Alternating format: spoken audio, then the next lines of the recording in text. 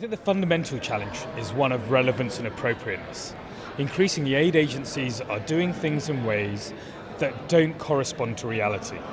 They are working with tools, with techniques, with methodologies which assume the world is simple, is straightforward, is linear, is predictable.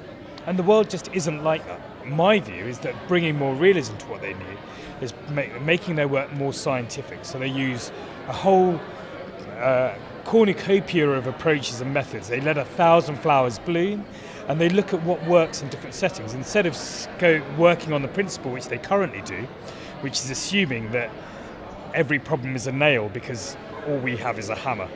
They need to broaden their methods, they need to broaden their approaches, and by doing so they could change their mindset on development and how to bring it about.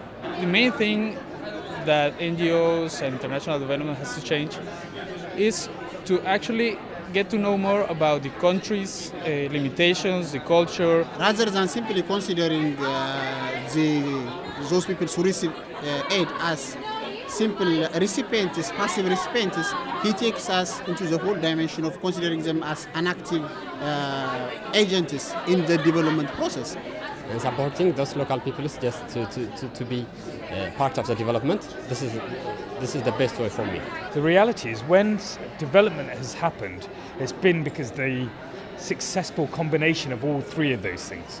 You've needed an effective state, you've needed markets, and you've needed a strong, vibrant civil society and a community sector. And it's those three things working together that's going to make development happen. And focusing on one thing or the other because of fashion is to the detriment of development. So really, we need to be able to find ways of, creatively combining those things.